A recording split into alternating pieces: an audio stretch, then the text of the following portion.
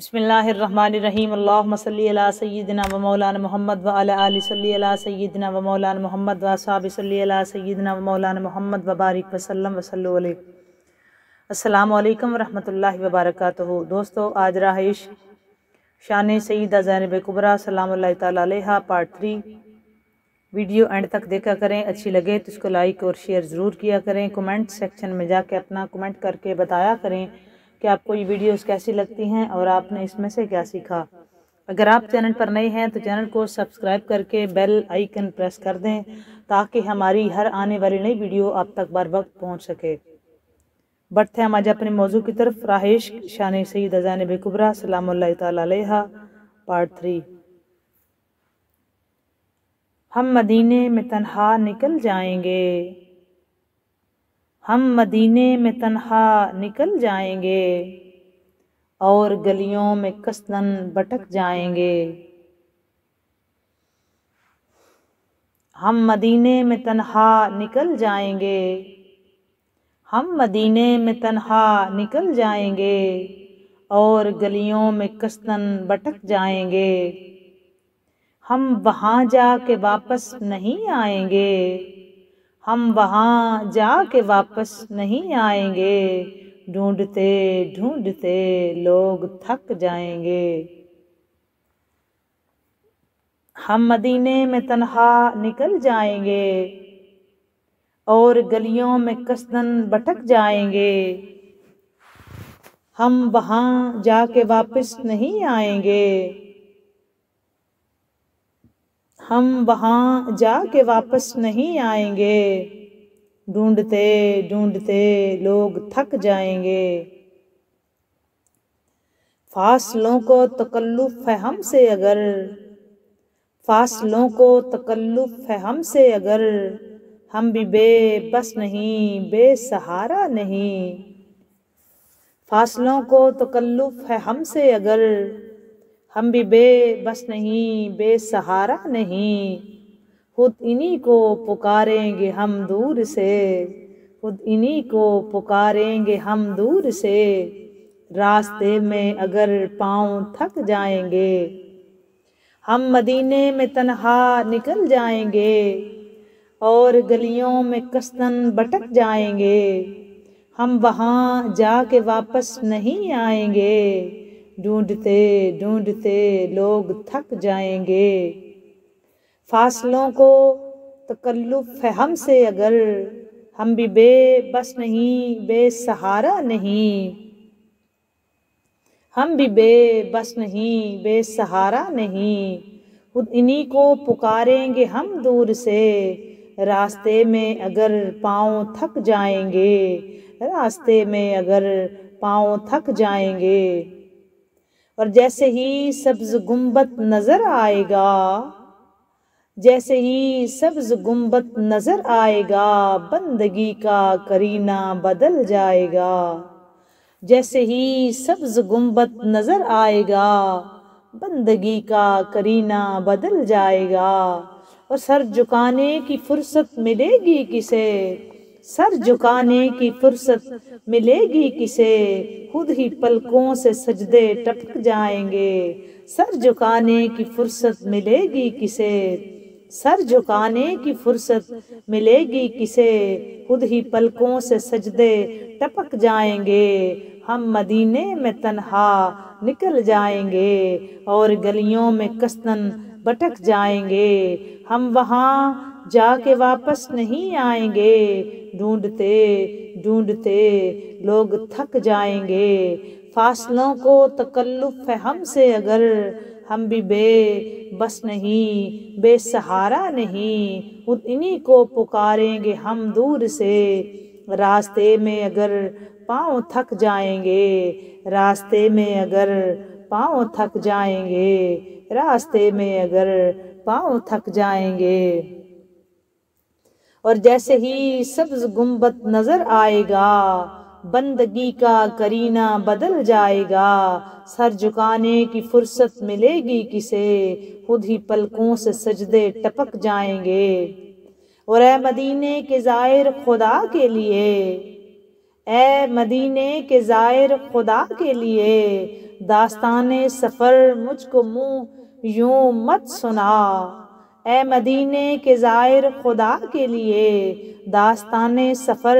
مجھ کو یوں مت سنا، بات بڑھ جائے گی دل تڑپ جائے گا، بات بڑھ جائے گی دل تڑپ جائے گا، میرے بختات آنسو چھلک جائیں گے،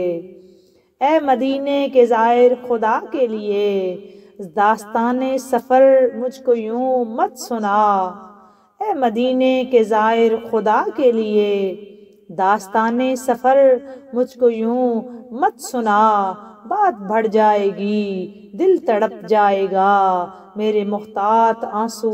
چھلک جائیں گے، بات بڑھ جائے گی دل تڑپ جائے گا، میرے محتاط آنسو چھلک جائیں گے، میرے محتاط آنسو چھلک جائیں گے۔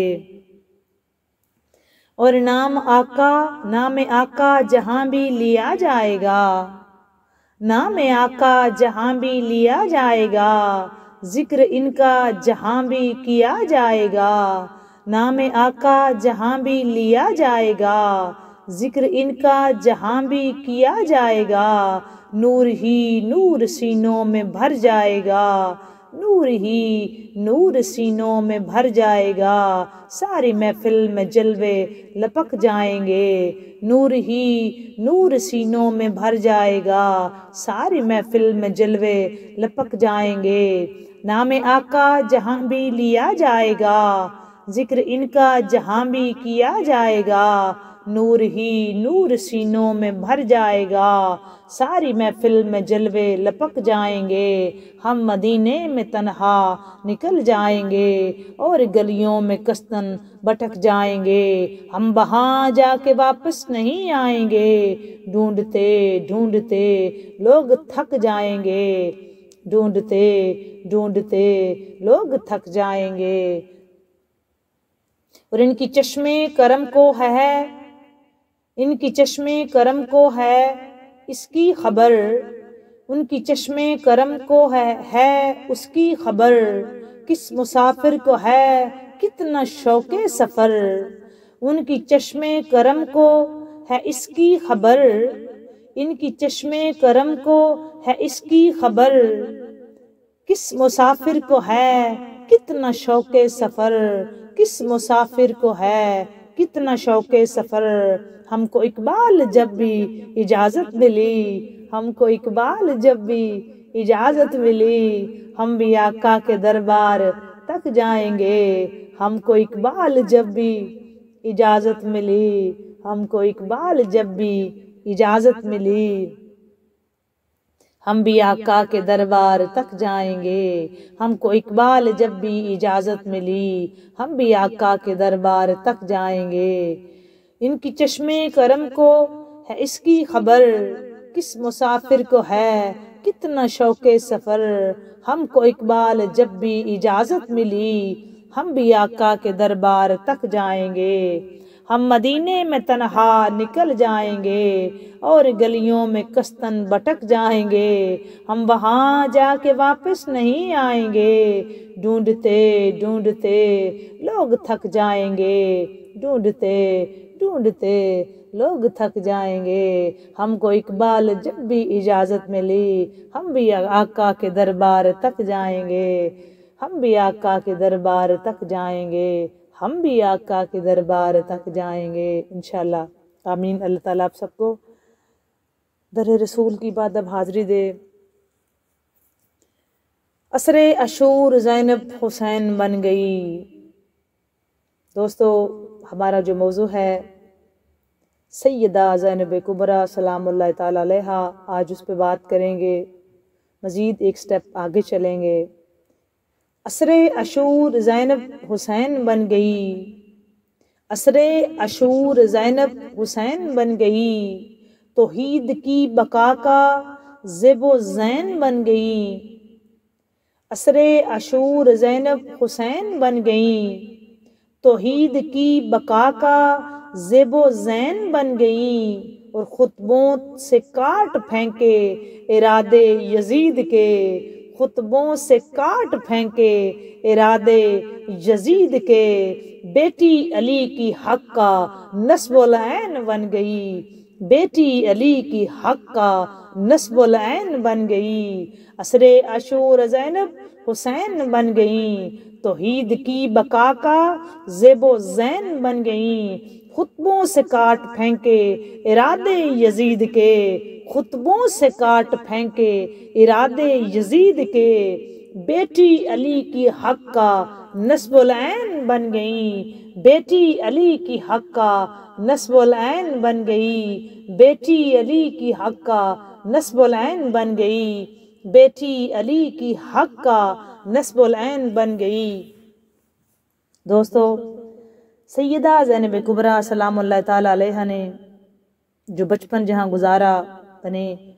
کل راہ عشق میں بھی یہی اپلوڈ کیا تھا، آج جو فرسٹ ٹائم ویڈیو اپلوڈ کی ہے اس پہ بھی اسی پہ بات کی ہے، اور ابھی بھی اسی پہ بات کریں گے، لیکن ایک سٹیپ آگے چلیں گے ہم کہ سیدہ زینب کبریٰ سلام اللہ تعالیٰ علیہا کا یہ اتنی بڑی ہستی ہے نا دوستو، اتنی بڑی ہستی، اتنا کچھ یہ اپنی ذات کے اندر سموئے ہوئے نا، یہ میں آپ کو بتا دوں، یہ اتنا کچھ اپنی ذات کے اندر سموئے ہوئے ہیں۔ یہ سیدہ زینب کبریٰ سلام اللہ تعالیٰ، یہ پتہ نہیں مولا علی بولتا قرآن تھے اور یہ نہج البلاغہ تھی سیدہ زینب کبریٰ سلام اللہ تعالیٰ علیہا۔ بی بی کی ذات میں دوستو اتنا توقیر ہے، عزت ہے، اتنے راز چھپے ہوئے ہیں، پتہ نہیں یہ حلم کا نمونہ، صبر کا نمونہ، برداشت کا نمونہ، سخا کا نمونہ، عبادت کا نمونہ، کریمی کا نمونہ، عطا کا نمونہ، پھر حضرت علی جیسے باپ کے لیے رحمت، سیدہ زہرا پاک کے لیے رحمت، پھر سرکار دو عالم صلی اللہ علیہ وآلہ وسلم کی آغوش مبارک میں تشریف فرما رہتی، پھر بھائی ایسے ملے بچپن جن کے ساتھ گزرا، پھر وہ بھائی بھی حسنین کریمین طیبین طاہرین، مطلب سیدہ کائنات کی ماں کی گود ہی بہت بڑی عظیم تھی، پھر نانا جان کی گود میسر آئی، پھر باب علی کی گود میسر آئی، پھر جناب حسنین کریمین کی جو ہے وہ آپ کو شراکت ملی، ان کے ساتھ آپ کا بچپن گزرا، پھر بی بی فضہ جیسی ہستی کے ساتھ آپ نے وقت گزارا، مطلب کہ سیدہ زینب کبریٰ سلام اللہ تعالیٰ علیہا کی ذات بابرکات، پھر جو میں ایک چھوٹا سا خلاصہ آپ کے سامنے رکھتی ہوں کہ آپ کو سمجھ آ جائے گی کہ جیسے جیسے آپ اس بی بی کے بارے میں پڑھیں گے تو یقین جانیں کہ آپ کے پتہ نہیں کون کون سے پردے جو ہیں وہ معرفت کے آپ کے سامنے کھلتے جاتے ہیں اس ذات پاک بابرکات کے۔ میں نے اس سیدہ کائنات کو اپنے ناقص العلم کے بارے میں میں جانتی ہوں، جتنا میں نے پڑھا، جتنی میری اسٹڈی اور میرا مطالعہ، یقین جانے میری عقل بند ہو جاتی ہے یہ پڑھ کے، اور مجھے نہیں سمجھ آتا یہ کس ہستی کے مالک ہیں۔ اللہ تعالیٰ نے ان کو کون سے اتنے مقام، اور ان کے مقام اللہ جانتا ہے، بندہ نہیں جان سکتا، یہ میں آپ کو بتا دوں۔ یہ اتنے بڑا مقام جس ذات جس کا آغوش مصطفیٰ میں وقت گزرا، پھر سیدہ زہرا پاک کے آغوش میں وقت گزرا، پھر مولا علی پاک کے پاس وقت گزرا، جناب حسنین کریمین کے پاس وقت گزرا، یہ بی بی ایک ہی وقت میں دوستو جب اتنی محبتوں کا جھرمٹ تھا، اتنا کھلا ہوا یہ باغ اور اس میں اتنا زبردست چمن، اور اس میں ایک دم ایک کلی مرجھائی، ایک پھول مرجھا گیا کہ بی بی کے سامنے آپ کے نانا جان کا وصال ہوا، اور پھر نانا جان کے وصال کے بعد یہ آغاز ہو گیا تھا بی بی کے مصائب کا کہ جب نانا جان کا وصال ہوا تو بی بی ڈبل روتی تھی، مطلب بی بی جب نانا جان کو بھی مس کر رہی ہوتی تھی، ان کی کمی بھی بہت بڑی تھی، لیکن جب ماں روتی نا سیدہ زہرا پاک روتی، تو بی بی زہرا پاک جب روتی، سرکار دو عالم صلی اللہ علیہ وآلہ وسلم کا وصال پاک ہوا تو سیدہ زہرا پاک روتی، بابا جان تھے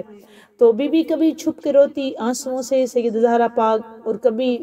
سب کے سامنے، لیکن سیدہ زینب کبریٰ سلام اللہ تعالیٰ علیہ کے پاس جب بھی دیکھتی نا ماں کو روتے ہوئے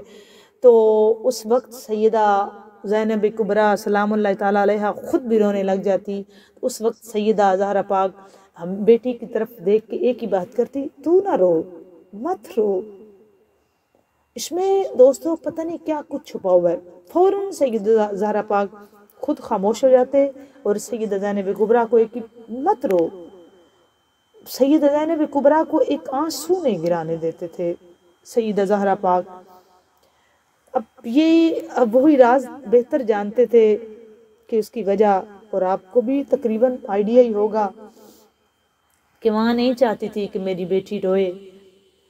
کیونکہ آنے والا وقت وہ جانتے تھے یہ کتنا روئے گی۔ پھر ہمدردی سیدہ زہرا پاک کو بیٹی سے بہت زیادہ تھی، مانوس تھی بہت زیادہ، بی بی زہرا پاک سے، اپنی ماں سے بی بی بہت مانوس تھی، غمناک ہو جاتی سیدہ زہرا پاک کی آنکھ میں آنسو دیکھ کے، بی بی اپنے ماں کے آنسو پوچھتی، اکثر اوقات تسلی دیتی ماں کو، لیکن جب بھی بیٹی تھی نا تو جب ماں کو روتے ہوئے دیکھتی تو بچے کی نیچرل شے ہوتی ہے کہ وہ اس کی آنکھ میں آنسو آ جاتے ہیں جب وہ ماں کو اسپیشلی روتا ہوا دیکھے، تو فوراً سیدہ کائنات جو ہے وہ فوراً اپنی بیٹی کو خاموش کرواتی اور رونے سے منع کر دیتی۔ سرکار دو عالم صلی اللہ علیہ وآلہ وسلم کے ظاہراً وصال کے بعد تو سیدہ زہرا پاک کتنا روئیں کہ بی بی کا اپنا شعر گواہ ہے کہ بی بی نے فرمایا کہ بابا آپ کے بعد جو مصیبتیں مجھ پر پڑی اگر روشن دنوں پہ پڑتی تو وہ تاریک راتوں میں بدل جاتے۔ یہ تو ایک روز روشن کی طرح آیا ہے، یہ شعر بی بی کا گواہی دیتا ہے کہ بی بی کو بہت بڑا صدمہ تھا سرکار دو عالم صلی اللہ علیہ وآلہ وسلم کا جانا، بہت بڑا، کیونکہ سیدہ زہرا پاک کی ذات بابرکات کو سرکار دو عالم صلی اللہ علیہ وآلہ وسلم نے ماں بن کے بھی پالا تھا، باپ بن کے بھی، تو ایک تو یہ بہت بڑا گیپ ہوا، صدمہ تھا سرکار دو عالم صلی اللہ علیہ وآلہ وسلم کا جانا سیدہ زینب کبریٰ کی زندگی میں۔ پھر اس کے بعد 6 ہی ماہ گزرے تھے تو ماں والدہ محترمہ کبھی وصال ہو گیا، تو پھر اچھا جب سیدہ زہرا پاک اس دنیا سے پردہ فرما گئی تو پھر سیدہ زینب کبریٰ کو بی بی نے جاتے ہوئے کہا تھا کہ بیٹی آپ پہ بہت بڑی ذمہ داری ہے کہ آپ نے اس کا دھیان کرنا ہے، اپنے بھائیوں کا بھی دھیان رکھنا ہے، بھاوا کا بھی دھیان رکھنا ہے، اور ابھی آپ کی تربیت ابتدائی مراحل میں تھی۔ روایات میں ملتا ہے 4 سے 5 سال یا 6 سے 7 سال، 2 روایات ہیں۔ جب حضور کا وصال ہوا تو 4 سے 5 سال بی بی کی ظاہر عمر مبارک تھی، اور جب اماں جان کا ہوا تو اس کے 6 ماہ بعد 5-6 سال لگا لیں، اتنا ہی گیپ تھا۔ اور اتنی عمر میں اگر بندہ اپنے سامنے 2 بچہ دیکھتا ہے بندے جاتے ہوئے اور وہ بھی اتنے معتبر، تو کیا گزرتی ہے۔ بی بی نے اپنے گھر میں نبوت دیکھی، امامت دیکھی، ولایت دیکھی، سرداری دیکھی، مرکز رسالت دیکھا، ملائکہ کو آتے جاتے دیکھا، بہت کچھ سیدہ نے دیکھا۔ پھر اتنے خاندان اتنا بڑا، پھر اس میں اپنے خاندان کی تقریب دیکھی، تعظیم دیکھی، عظمت دیکھی، توقیر دیکھی، سب سیدہ زہرا زینب کبریٰ سلام اللہ تعالیٰ سب دیکھ رہی تھی۔ اور پھر بی بی نے اپنے گھر کو سنبھالا اپنی والدہ کے وصال کے بعد، چونکہ میں ایک سٹیپ اور آگے جانا چاہتی ہوں اس لیے میں جلدی کر رہی ہوں، سنبھالا، اور بی بی گھر کا بھی، بھائیوں کا بھی دھیان رکھتے، بابا جان کا بھی رکھتے۔ تو مولا علی بادشاہ بی بی سے پوچھا کرتے کہ آپ یہ کیسے کر لیتے ہیں، تو آپ پریشان ہوتے ہیں گھر کے کاموں میں، یا آپ متاثر ہوتے ہیں، یا تو بی بی کا جواب کیا ہوتا کہ نہیں بابا، مجھے اماں نے سب سکھایا ہوا ہے، مجھے اماں نے سب بتایا ہوا ہے، مجھے اماں نے سب سکھایا ہوا ہے۔ تو مولا علی بادشاہ کی آنکھ میں آنسو آ جاتے، وہ وقت جو کبھی آنا تھا نا اس کو سوچ کے۔ پھر مولا علی بادشاہ بے حد منس رکھتے، محبت کرتے سیدہ زینب کبریٰ سے، بھائی بھی بہت زیادہ پیار کرتے، تو ابھی بچپنا تھا لیکن امور خانہ داری بڑے اچھے چلا رہی تھی، تو دیکھ بھال بڑی اچھی بھائیوں کی کر رہے تھے۔ تو پھر مولا علی بادشاہ سوال کرتے کہ آپ اس کم سن عمر میں یہ سب کیسے کر لیتے ہیں، یہ تو بڑا مشکل ہوتا ہے۔ تو بی بی جواب دیتی نہیں، مجھے اماں جان نے سب کچھ بتا رکھا ہے۔ تو سید زینب کبریٰ سلام اللہ تعالیٰ علیہ کا یہ جواب سن کے مولا علی بادشاہ بے حد محبت فرماتے، تو پھر مولا علی کی آنکھ میں آنسو آ جاتے، بے شک آپ کو سب کچھ ماں نے بتا رکھا ہے، سکھا رکھا ہے، لیکن ایک وقت آئے گا اس کے بارے میں ماں نے نہیں سکھایا ہوگا، لیکن صبر استقامت کا پہاڑ تھی سیدہ۔ خیر آگے بڑھتے ہیں ہم۔ پھر سیدہ زینب کبریٰ سلام اللہ تعالیٰ علیہ کی شادی کا وقت آیا، پھر بی بی کی شادی ہونی تھی، شادی کے لیے آپ کے رشتے بھی آئے، ایک بہت بڑے سردار کا رشتہ آیا جی مدینہ سے، لیکن مولا علی بادشاہ نے اس کو ٹھکرا دیا۔ بی بی کی جو شادی تھی جس ذات کے ساتھ ہوئی میں ضرور بتانا چاہوں گی، اور میرا آج موضوع بھی شاید یہی رہے کہ یہ بات سیدہ زینب کبریٰ سلام اللہ تعالیٰ علیہ نے کی جو شادی تھی، شادی کے لیے بی بی کی شادی کے لیے رشتے بہت زیادہ آئے، لیکن چنا جن کو گیا وہ حضرت جعفر طیار کے صاحبزادے حضرت عبداللہ ابن جعفر طیار کو چنا گیا، اور حضرت عبداللہ ابن جعفر طیار جو تھے وہ سرکار دو عالم صلی اللہ علیہ وآلہ وسلم کے ساتھ بھی ان کا وقت گزرا، اور سرکار دو عالم صلی اللہ علیہ وآلہ وسلم نے حضرت جعفر طیار کے شہزادے حضرت عبداللہ نے انہوں نے حدیث بھی روایت کی ہیں سرکار سے، اور ان کے بارے میں یہ مشہور ہے جی جب حضرت جعفر طیار کی شہادت ہوئی تو حضور نے ان کے لیے دعا کی تھی کہ یا اللہ ان کو مزید صحابت دے، تو پھر حضرت جو جعفر طیار کے شہزادے حضرت عبداللہ ہیں، حضرت عبداللہ جو بہت بڑے سخی تھے، بہت بڑے